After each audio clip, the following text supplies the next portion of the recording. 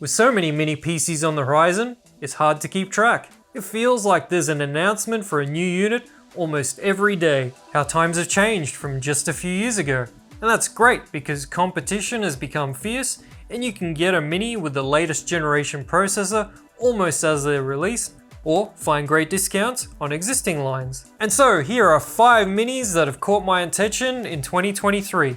But before we get into it, for your chance to win an i7 Intel NUC 13 Pro thanks to Simply NUC, check out the link in the video description. Competition is open to US residents 18 and over.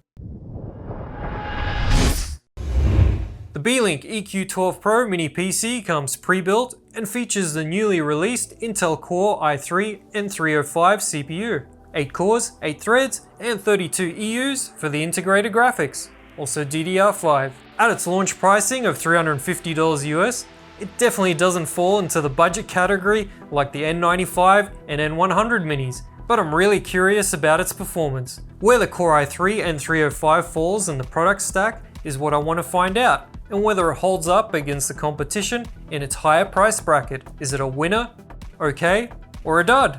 My pre-order of this mini is coming soon, so expect a review not too far away. ASRock's Desk Mini X300 was one of my favorite mini PCs of yesteryear.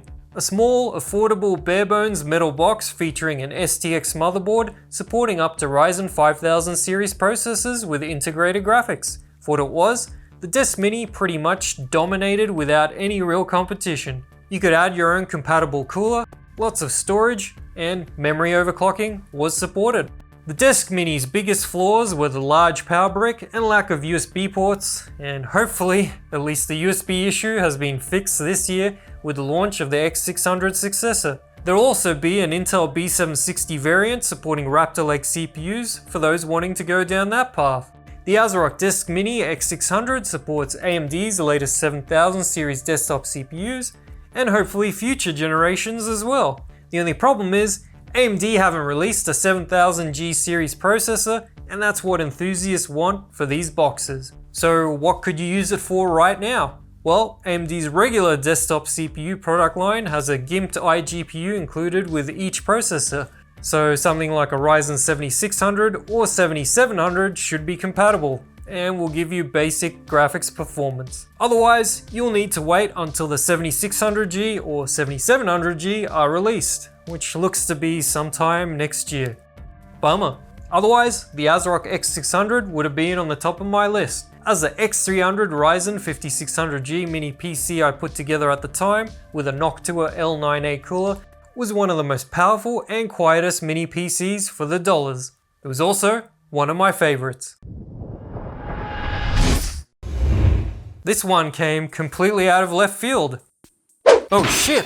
Intel's new Vivid Canyon NUC is a NUC 13 Pro with a few important changes. It's called the Desk Edition. I don't know why I brought that up. It's not important. Vivid Canyon's release is as if someone at Intel heard my complaints for the last few years and wanted me to shut up about it. For one, it has a different design and is the nicest looking NUC to date. But more importantly, the chassis is made of aluminium.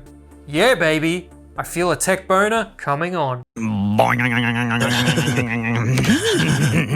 Another interesting tidbit is that the power supply has been shrunk by 38% over previous models, something I've also been complaining about for a long time.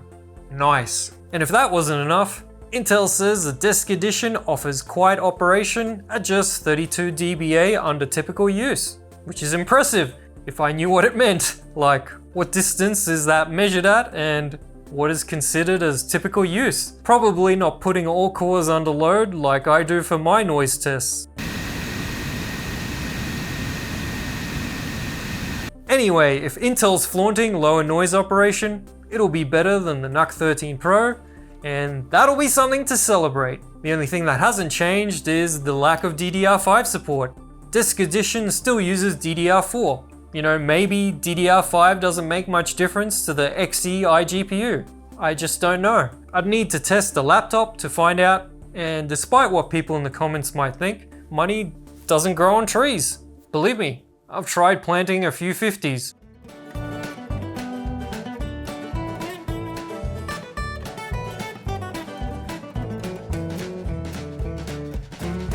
nothing. Hoping to review Vivid Canyon, aka Intel NUC 13 Pro Desk Edition, at some point.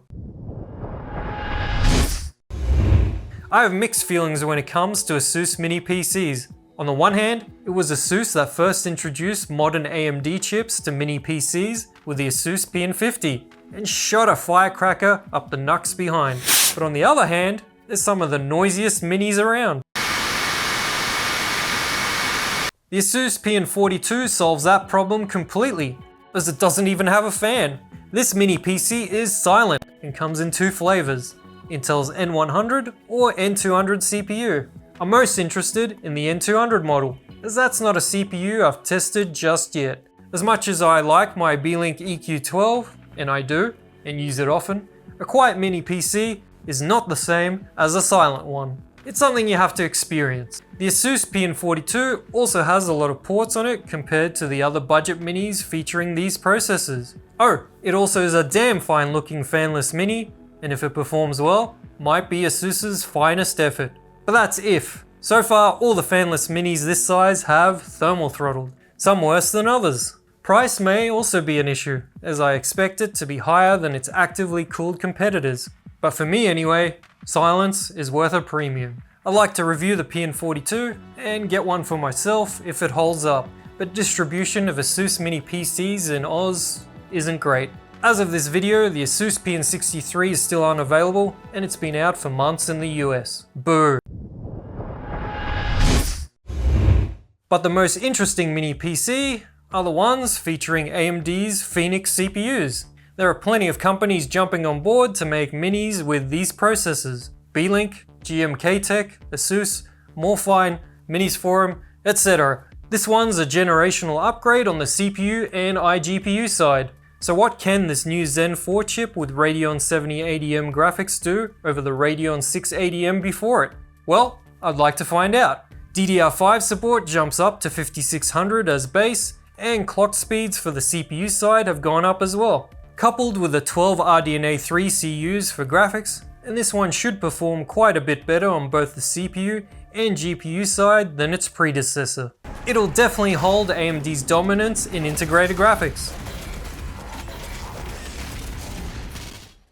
I like to see what AMD's Phoenix processors can do, and I'm sure I'll get round to reviewing it at some point. In the meantime, I like to hear what minis have caught your eye, or what you're waiting for. Oh, and why not check out the state of Intel's integrated graphics with a bunch of AAA games tested from yesteryear, right here. Cheers!